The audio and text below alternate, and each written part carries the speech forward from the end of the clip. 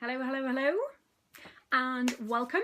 Today I'm going to be asking the question, when was the last time you took time just for you? So I'm going to be exploring why most of us don't do it very often, why it's important to do, what kinds of things you can do when you're thinking about time for you, and also how to go about it. It'll be really interesting to see how many people actually decide to take a little bit of time out, given the title. This is a really serious topic, even though most of us tend not to take it very seriously. And I work mainly with business women who are running and trying to grow a business. But it doesn't really matter in what sphere of work you're in, because I see this as a bit of an epidemic, that the vast majority of people are so busy being busy that they take very little time for themselves. So when I say time for you, I'm not talking about just time when you're not working. Or because very often when we're not working, we are doing other things, either around the house or we're dealing with children. So very often we are a glorified taxi service, or we're ferrying people around, we're meeting up with people. I'm not even talking about time with your partner.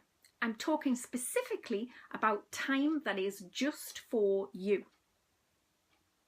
So, why is this a huge issue for people? Why is it an issue?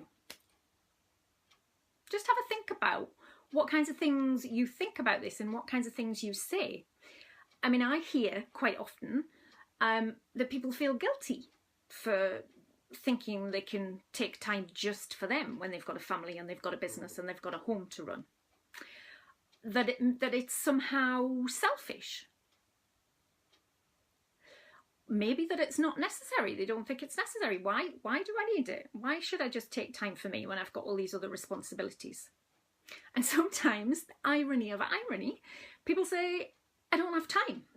I don't have time to just spend time on me, pampering myself, or whatever that conjures up for you, because that will mean different things to different people. So I just want you to sit with the question, why you don't spend more time just on you, or carve out pockets of time just for you.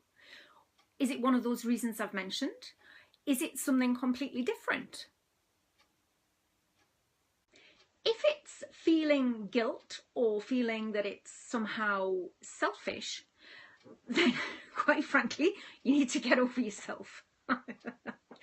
Because if you've listened to one of my previous broadcasts, which is about always putting yourself first, it is absolutely critical that you start to see it not as a selfish act or a selfish activity, but something that actually is essential to nourish you. If it's lack of time, then that, quite frankly, is an excuse. We all have the same amount of time in a day. We all have the same number of minutes in an hour, the same number of hours in a day. Most of us sleep for, between 6 to 8 hours a night, maybe.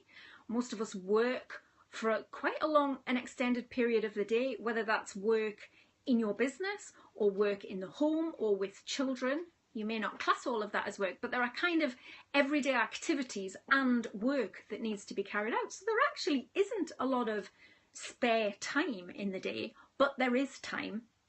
And we need to just think about what we do with that time. Why? Why do we need to think about that? Because in order to be really focused, to be really productive when you are at work or when you're doing anything, to be perfectly honest, then you need to be feeling good. You may not need to be feeling fantastic all of the time, but you know what it's like when you're feeling tired, when you're feeling fatigued, when you're feeling stressed. You know the impact. If you sit just for a few seconds to think about the impact of feeling like that, of constantly feeling tired, of constantly feeling stressed, of constantly feeling like there is so much to do and there is so little time. The impact of that is that it can start to affect your health. But even if it doesn't get to that drastic state of being really stressed and it starts to affect your body and your health, then it will affect your productivity. It will impact on your effectiveness when you are at work. It impacts on your concentration and your focus. So it is really important, just from a personal sense of well-being, but also from a business point of view, and also you as a fully functioning member of society and a member of your family.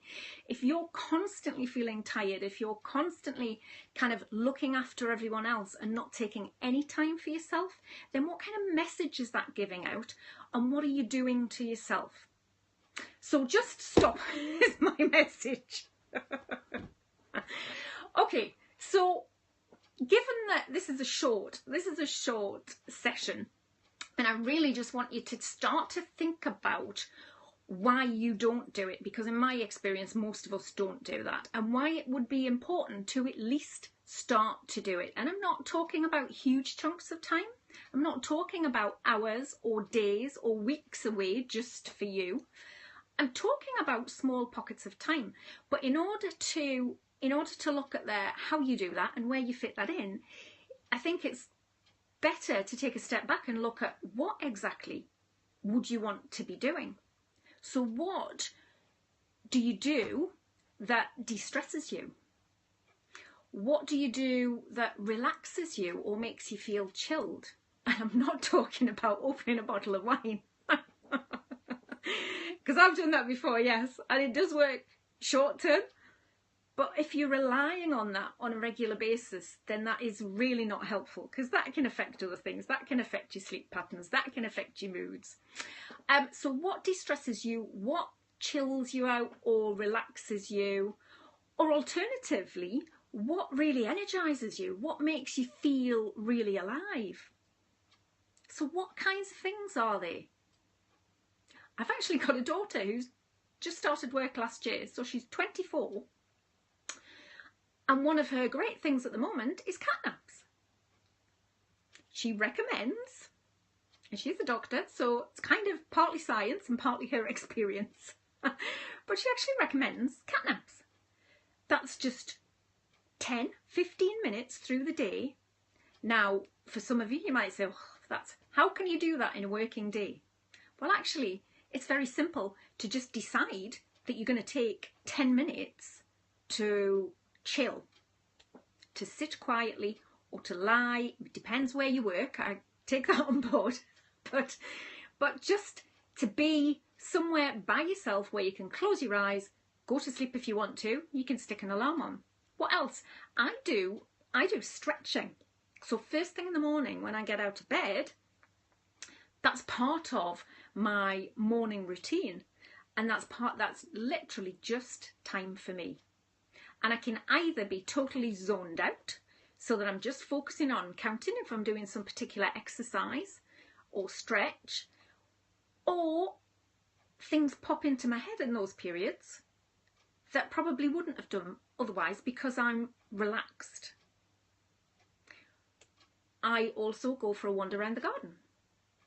I've got clients who literally just take 10 or 15 minutes with a cup of tea and go and sit somewhere that's out of the way. So whether you're based at home, whether you're based in an office, you can sit somewhere very quietly for 5 or 10 minutes, 15 minutes.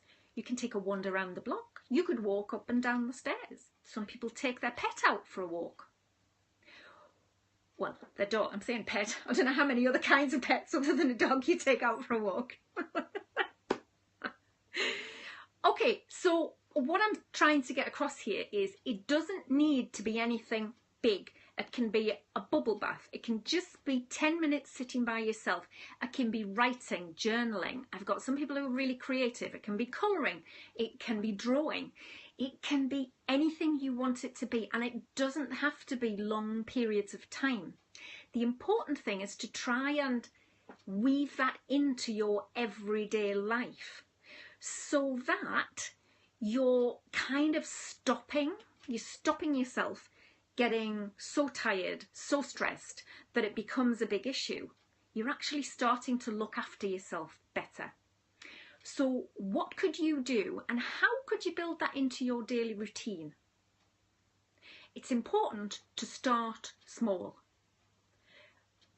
But the most important part of that is start. So I'd love to hear what it is that you say to yourself currently about why you don't take much time for yourself, what you're going to start to do, and how you're going to weave that into your day. Is it going to be something you do at the beginning of the day, something that you do at the end of the day, something that you do throughout the day? 5-minute pockets. It's whatever will work for you.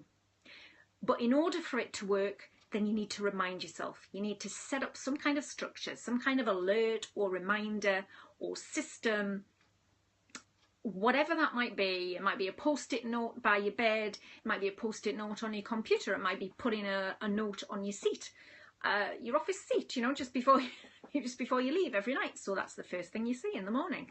It can be really, really simple things. But as with all of the stuff I teach, it may be simple, but it works. And don't discount it because it is simple. It just means putting a teeny bit of forethought into it and then getting on with it.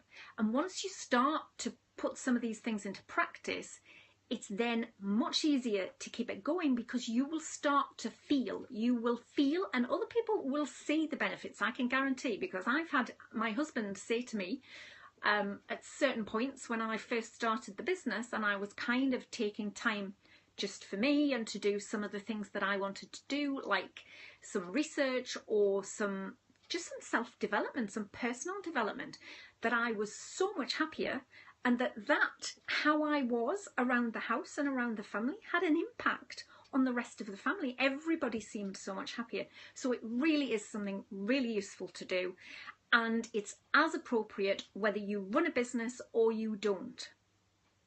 So please let me know how you get on, and I look forward to catching up with you next week.